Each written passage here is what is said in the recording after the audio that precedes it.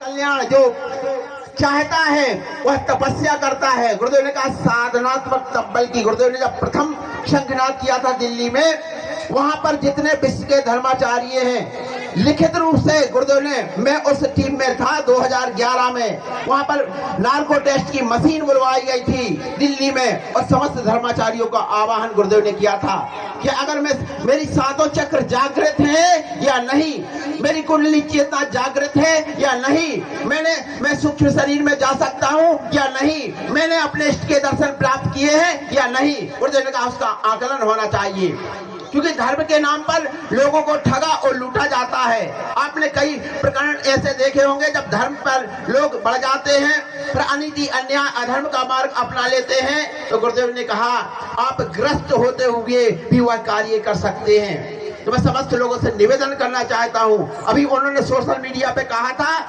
कि गुरुदेव के सातों चक्र जागृत नहीं है, मैं उनकी चुनौती स्वीकार करता हूं। तो गुरुदेव ने कहा, और कई प्रकार के ऐसी कुरीतियां समाज में फैलाई गई थी कि अरे आश्रम जो उनके गुरुदेव के भैया थे उन्होंने ये हत्या करवाई है, जबकि उनके भाई, उनका परिवार, उनके पुत्र गुरुदेव जी के साथ में रहते हैं। तो गुरुदेव ने कहा था 1 करोड़ रुपए का इनाम है, 11 दिन का समय दिया जाता है। आप किसी थाने चौकी में कहीं भी पता लगा लो कि अगर मेरे ऊपर कोई आपराधिक प्रवृत्ति का एक भी है तो 11 करोड़ दूंगा और पूरा आध्यात्मिक जीवन छोड़ दूंगा।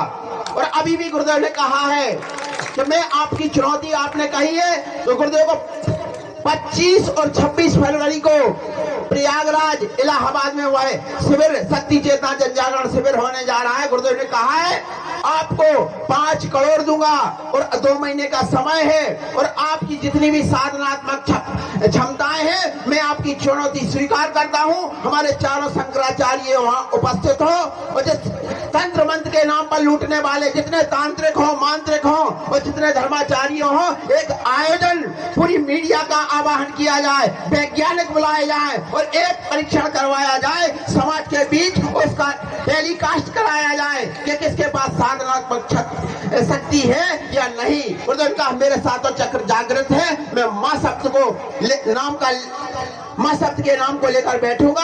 आप देखेंगे या पूरा समाज भी देखेगा क्या समाज में कैसे परिवर्तन डाला जा सकता है। गुरुदेव 3 धाराओं के माध्यम से परिवर्तन कर रहे हैं, धर्म की रक्षा, मानवता की सेवा और राष्ट्र की रक्षा। धर्म में कोई आडंबर ना हो, क्योंकि हमें पहले भी, क्योंकि हमारे साधु संत रहा करते थे, धर्म का आचरण करने वाले रहते थे, तो कोई भी धर्म में आडंबर नहीं होता था। मानवता की सेवा निःशुल्क रूप से हो। पहले भी गांव में ऐसे लोग रहा करते थे, अगर एक चाहे वो सभी जाति संप्रदाय के हों, लेकिन आपके किसी गांव में अगर बारात आने वाली है तो पूरा गांव एकत्रित होकर उसका सहयोग के लिए आगे बढ़ जाते थे। आज भाई भाई का सहयोग नहीं करता। और तीसरी धारा गुरुदेव ने कहा था राष्ट्र रक्षा के हितार्थ एक भारतीय शक्ति चेतना पार्टी की वह गुरुदेव ने गठन किया। गुरुदेव ने, सब लोगों ने कहा कि इनको पार्टी बनाने की क्या जरूरत थी, इनको यह तो अच्छा कार्य कर रहे थे, धर्म का कार्य कर रहे थे, दुर्गा चालीसा पाठ के जगह जगह अनुष्ठान करा रहे थे।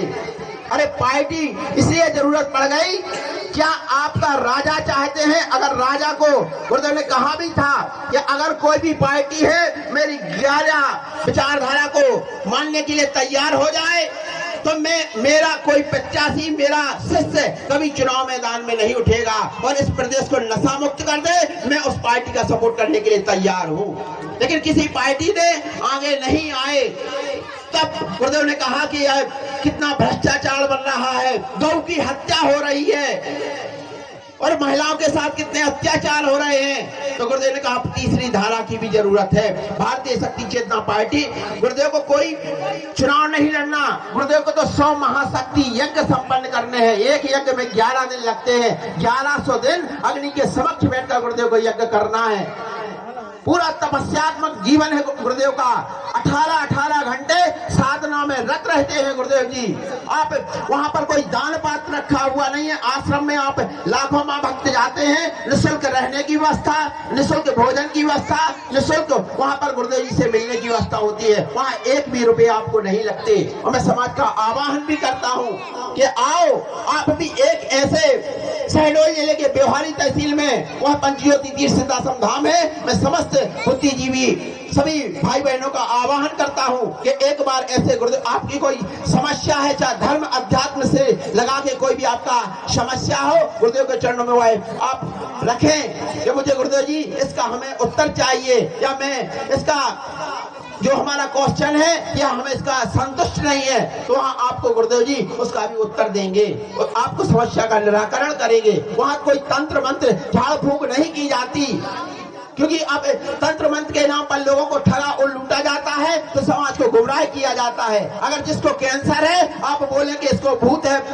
प्रेत है, बाधाएं हैं, तो उसका पूरा जीवन नष्ट हो जाता है। वह डॉक्टर को ना दिखाकर तंत्र मंत्र में पढ़कर अपना पूरा जीवन नष्ट कर देता है और वह मृत्यु की कगार पर पहुंच जाता है। तो मैं समस्त लोगों से यही निवेदन करता हूँ, पल प्रतिपल सजग रहें, जागरूक रहें, क्योंकि समाज के जो कुरीतियां हैं उसको भी दूर करने का प्रयास करना है। इन्हीं शब्दों के साथ जय माता की, जय गुरु।